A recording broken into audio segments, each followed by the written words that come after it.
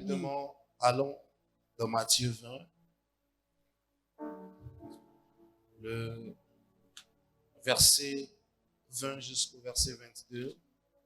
Alors la mère des fils de Zébédée s'approcha de Jésus avec ses fils et se prosterna pour lui faire une demande. Il lui dit, que veux-tu? Ordonne, lui dit-elle, que mes 2 fils que voici soient assis dans ton royaume, l'un à ta droite et l'autre à ta gauche. Jésus répondit, vous ne savez pas, vous ne savez ce que vous demandez. Pouvez-vous boire la coupe que je dois boire? Nous le pouvons, dirent-ils. Amen. Allons maintenant pour lire 1 Samuel 2, le verset 8. Il dit, de la poussière, il retire le pauvre. Du fumier, il relève l'indigent pour les faire asseoir avec les grands. Et la poussière, il retire le pauvre. Du fumier, il relève l'indigent pour les faire asseoir avec les grands. Il leur donne en partage un trône de gloire. C'est exactement ce qui va se produire pour ta vie. Car l'Éternel sont les colonnes de la terre et c'est sur elle qu'il a posé le monde. J'aimerais parler très brièvement avec vous d'un sujet que j'ai intitulé la bataille pour le trône. Qu'est-ce que c'est que le trône? Le trône au sens propre, c'est le siège du roi. Cette chaise haute placée quelque part dans le palais où uniquement le roi est habilité à s'asseoir. C'est la symbolique physique de son règne. Il y a 2-3 choses en général qui sont les symboles physiques du règne. Pour un roi, c'est d'abord le trône, ensuite la couronne et généralement le sceptre ou le bâton de commandement. Mais lorsque tu as une couronne, lorsque tu as un sceptre, mais que tu n'as pas de trône, ça veut dire que tu n'as aucun espace où s'exerce ton règne. Le trône est la symbolique dans le territoire où il se trouve de l'assise du pouvoir du roi. Mais le trône représente quelque chose de plus dans le contexte dans lequel je suis en train de vouloir vous emmener ce matin. Le trône représente le point le plus élevé de ta destinée. Le trône représente quoi? Le point le plus culminant, le niveau le plus haut de ta destinée. La destinée étant les prérogatives rattachées à ton existence terrestre. La raison de ta manifestation. Lorsque tu parviens au maximum de son accomplissement, alors tu es parvenu sur ton trône. Combien d'entre vous me disent amen? Est-ce que vous arrivez à me suivre? C'est le trône, ça peut être le paroxysme de ta carrière. Tu es dans un domaine professionnel quelconque et tu as gravi les échelons parfois du niveau le plus bas. Et au moment de partir, peut-être à la retraite, ou au moment de te retirer de cette fonction, tu as atteint le plus haut palier possible. Combien d'entre vous croient qu'une telle chose est possible?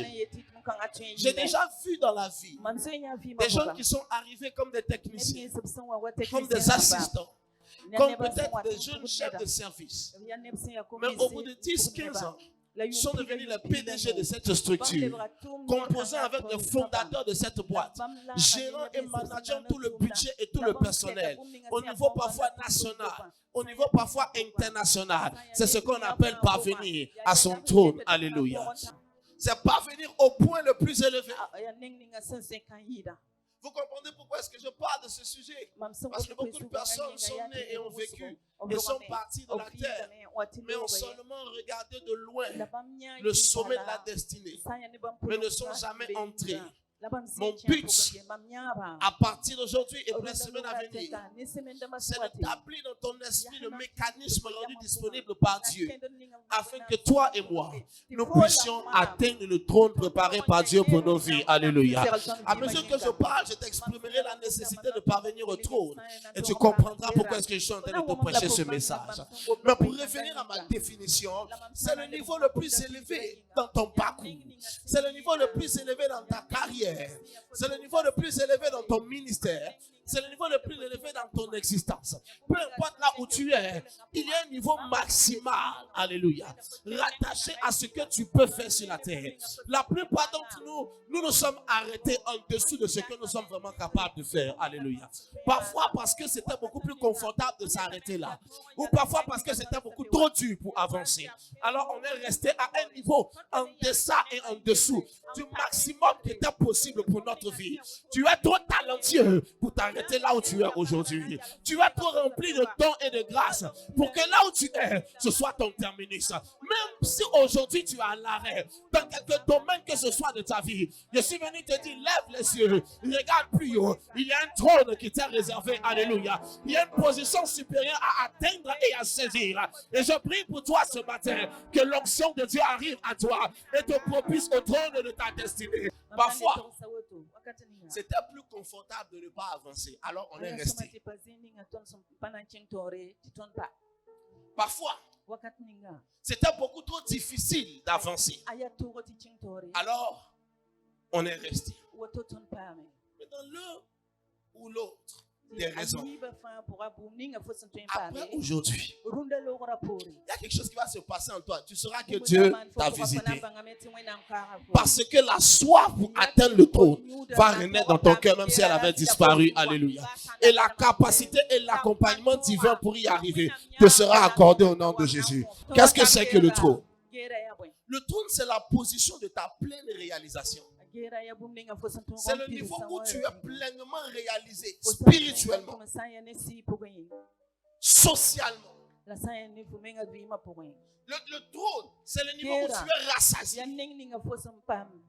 On n'est pas rassasié parce que ce qu'on avait comme provision s'est arrêté. Alors comme ça s'est arrêté, on est obligé d'assimiler l'arrêt de la provision à la satiété. On est rassasié lorsqu'il y a plus, mais que nous on ne peut plus en prendre. On est rassasié lorsque la portion est encore supérieure, elle est encore disponible, mais notre capacité d'ingérer est arrivée à son maximum. Beaucoup d'entre nous n'avons pas atteint le maximum. Le trône arrive comme le niveau de ta vie où ta réalisation est complète. Dans chaque aspect de ta vie, familial, tu es réalisé. Financier, tu es réalisé. Professionnel, tu es réalisé. David, selon que nous dit la Bible, est mort, rassasié de jours, rassasié de richesse, rassasié de gloire. Voici ce qu'on appelle une pleine réalisation. La Bible dit qu'il est mort, rassasié de jours. Ça veut dire que si tu lui proposais de vivre plus longtemps, il ne voulait pas. Il n'y avait rien de plus à saisir. Il était rassasié de jours. Ça veut dire qu'il avait eu le temps. La mort n'était pas un événement précipité pour lui. Ce n'était pas une surprise pour lui. L'homme était rassasié de jours. La Bible dit qu'il était rassasié de richesse. Ça veut dire que même pour aller chercher, ce n'était plus utile. Parce qu'il y en avait à profusion. La Bible dit que David a laissé à son fils Salomon toutes les richesses nécessaires pour bâtir le trône de Dieu. Très peu de personnes ont été capables de bâtir de la terre en laissant une provision de richesse pour que leurs petits-enfants puissent bâtir leur maison. En laissant une provision de richesse pour que leurs descendants puissent sécuriser quelque chose.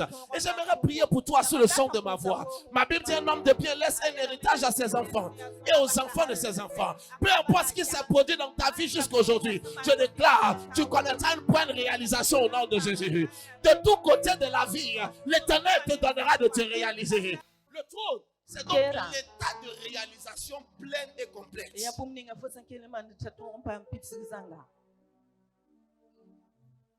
Le trône, c'est l'état de réalisation pleine et complète. Il y a certaines frustrations dans la vie de plusieurs parce que la réalisation d'un des aspects de leur vie n'a pas été complète. Mais cette possibilité existe. Qu'un âge dans la vie, tu regardes partout autour de toi. Dans toutes les directions où tu regardes, tu t'es réalisé. Tu regardes la famille, tu regardes les enfants, tu regardes l'épouse, tu regardes le mari, tu es réalisé.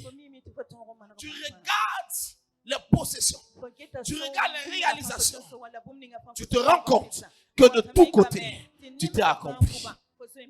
Tu regardes ta vie spirituelle, l'état de ta marche avec la divinité supérieure et tu te rends compte que tu es réalisé. C'est un privilège que très peu de personnes ont connu sur la terre, mais ça sera ton partage au nom de Jésus.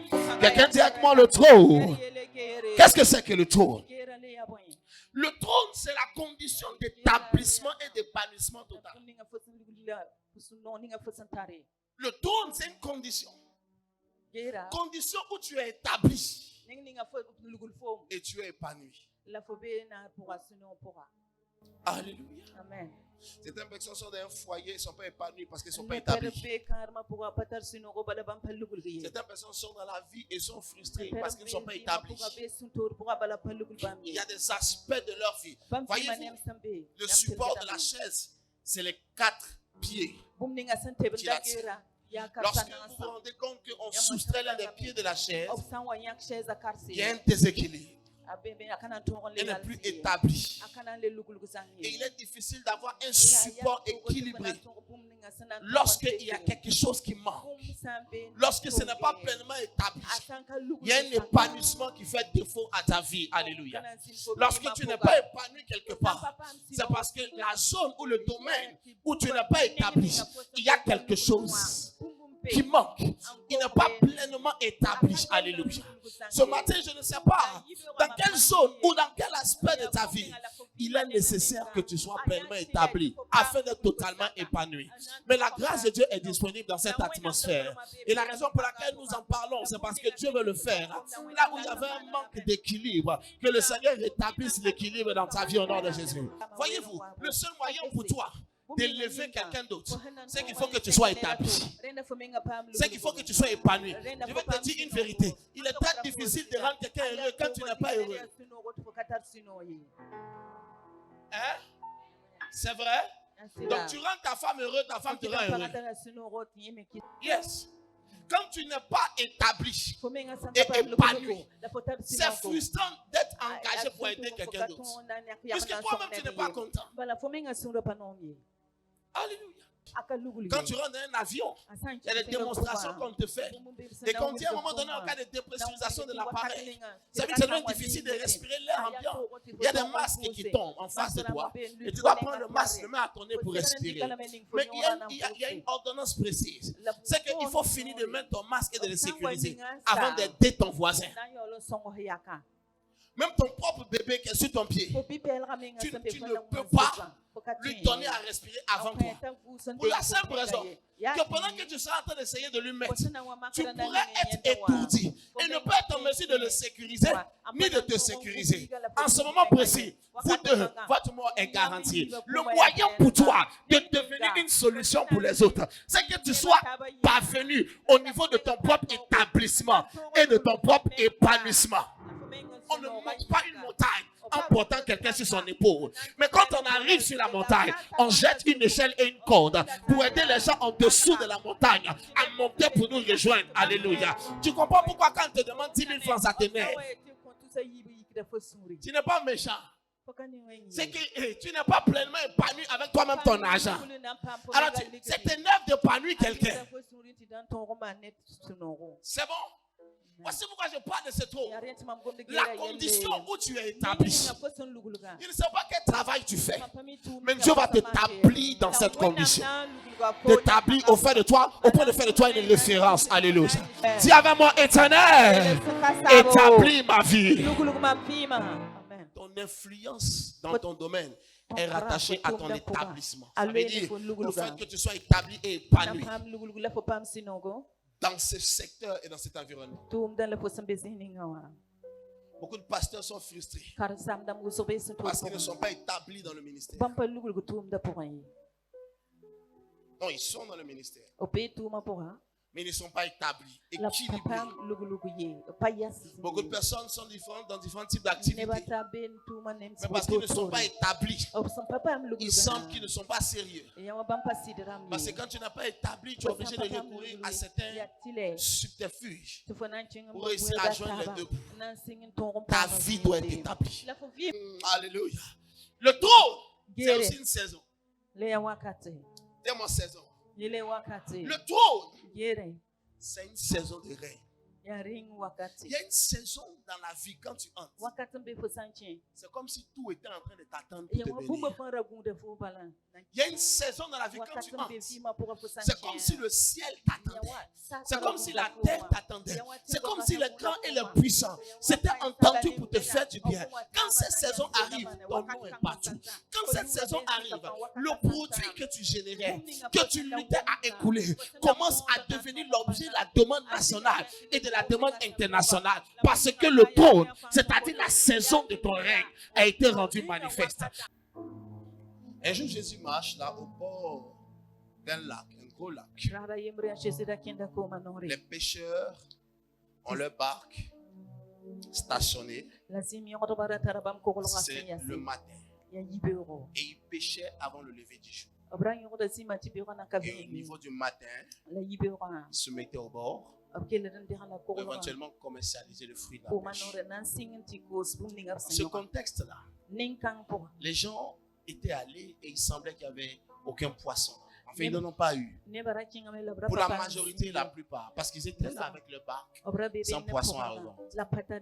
Et puis, dans cet écosystème, Jésus arrive. Il va croiser deux groupes de personnes. Deux groupes de personnes. Le premier groupe semble être le premier groupe qui était le groupe qui était sur le devant de la scène. C'était Pierre. Ce même Pierre appelé Simon Pierre, qui était là auprès de sa barque et Jésus vient vers lui. Et Jésus lui dit, mets ta barque en eau profonde, on va aller. Et Jésus, après avoir utilisé la barque du pour prêcher, parce qu'il était assailli par une foule massive, peu. Et Jésus élève la voix, il prêche. Quand il finit, il dit à Pierre, va maintenant en eau profonde et jetez vos filets. Alors ils partent. Et arrivé à un certain niveau, il jette un filet. Mais l'instruction était de jeter vos filets. Donc l'attente c'était que plusieurs filets soient jetés. Ce qui va se passer, alors qu'un filet est jeté, une pêche exceptionnelle, une pêche miraculeuse. Les poissons sont massivement entassés dans le filet. Si bien que le filet commence à se rompre, à se déchirer. Et vous savez ce qui se passe?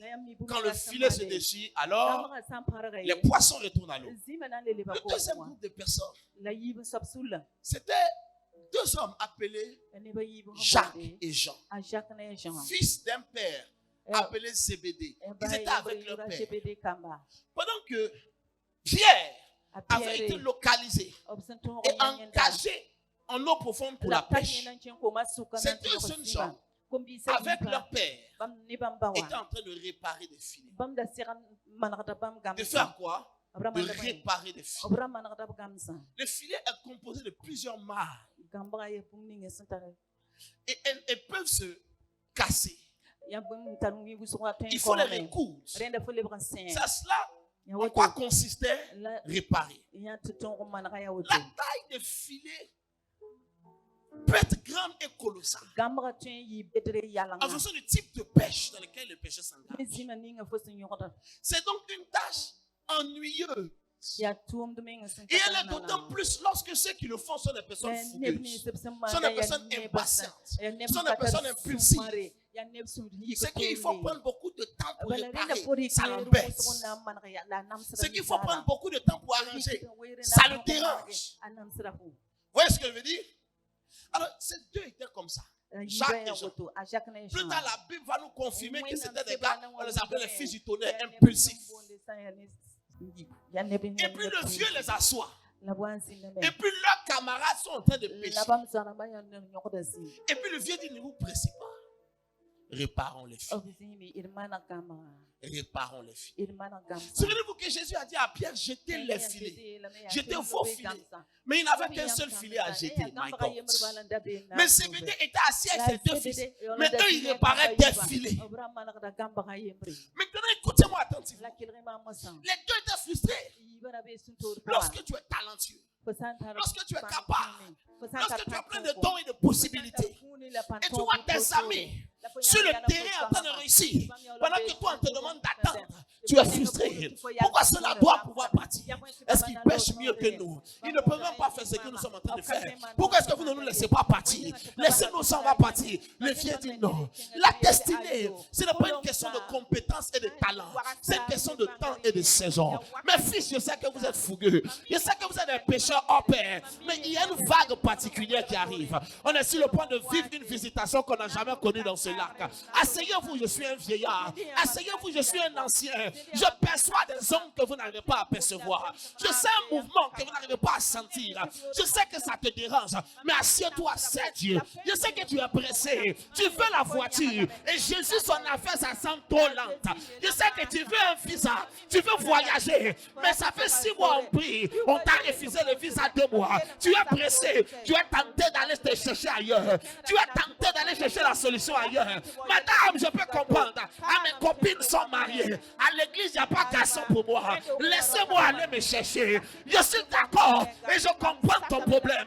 Mais il y a quelque chose qui t'échappe. Lorsque tu forces ta saison, tu vas connaître ce qu'on appelle le problème de vente.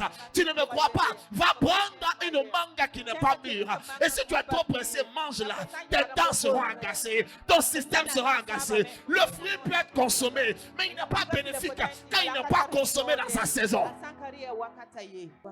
Il y a une saison. Quand cette saison arrive, elle inverse la tendance. Elle fait pencher la balance de ton côté. Mais le problème, c'est que les gens ne peuvent pas attendre leur saison. Ils étaient fougueux, mais leur seule capacité, c'est qu'ils écoutaient leur père. Eux, si ça ne tenait qu'à eux, ils étaient partis. Mais le vieillard leur a dit, les gars, asseyez-vous. Réparez-moi ces filles. Si vous voulez partir. Il sait que vous sentez désavantagé. Vous voulez montrer que vous avez les muscles. Vous voulez montrer que vous avez aussi d'autres alternatives. Mais les gars, asseyez-vous là. Réparez votre fille. Asseyez-vous.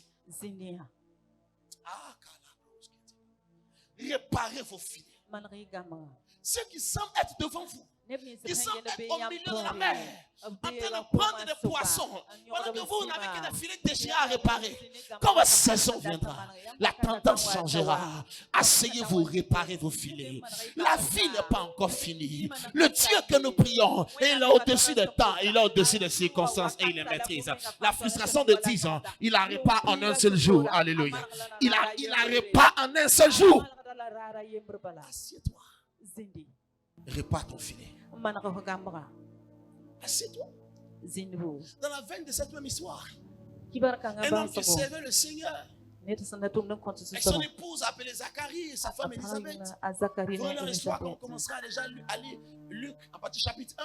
Le problème, c'est qu'ils n'avaient jamais eu d'enfant depuis la jeunesse jusqu'à un âge très avancé. Mais il y avait une particularité les concernant. En dépit de cette affliction, ils étaient tout le temps dans le temple en train de servir. Ils étaient tout le temps dans le temple en train de servir. Pleurant dans le cœur, mais jamais n'abandonnant leur engagement de le servir. Les raisons d'abandonner sont trop légères. Les raisons de ta frustration sont parfois trop légères. Les raisons que tu te déconnectes sont parfois trop légères. Il y a des gens dans le même environnement que toi qui, dans des circonstances plus corsées, sont assis là. Donc, je suis là avec vous. Donc je te dis la vérité. Ils sont assis à la maison de Dieu. Ils attendent leur saison. Ils attendent leur saison. Pénible, oui. Difficile, oui. Pleurant, oui. Mais ils sont là en train de continuer à servir. Ils attendent leur saison. Ils sont là en train de continuer à s'attacher à Dieu. Ils attendent leur saison. Dieu peut bénir Paul aujourd'hui. Et puis attendre Pierre dans 5 ans. La souveraineté lui revient. Ça ne dépend pas de ma prière. Je peux prier pour toi, demain les choses changent. Je prie pour toi, l'année prochaine, rien n'a encore changé. Il y a le facteur de la souveraineté de Dieu. Et sa nécessité de te bâtir, de te préparer. Parce que parfois, tu n'es pas au poste adéquat pour recevoir la chose que tu espères. Comment ça s'est fini? L'autre était parti avec un filet, n'est-ce pas? Et il a une pêche massive. Le filet se rompait. La suite, c'est qu'ils ont dû aller appeler ceux qui étaient restés sur la barre, sur le bord de la berge, Jacques et Jean et leur père Zébédée, pour dire on a pêché les poissons, on n'a qu'un seul filet qui s'est même rompu et les poissons s'en vont. Venez nous aider. Et tu sais ce qui s'est passé? Ils sont revenus. C'est les filets qui se sont assis pour réparer. C'est leurs filets qui ont attrapé les poissons. Les autres ont pêché. Mais leurs filets ne pouvaient plus retenir un seul poisson.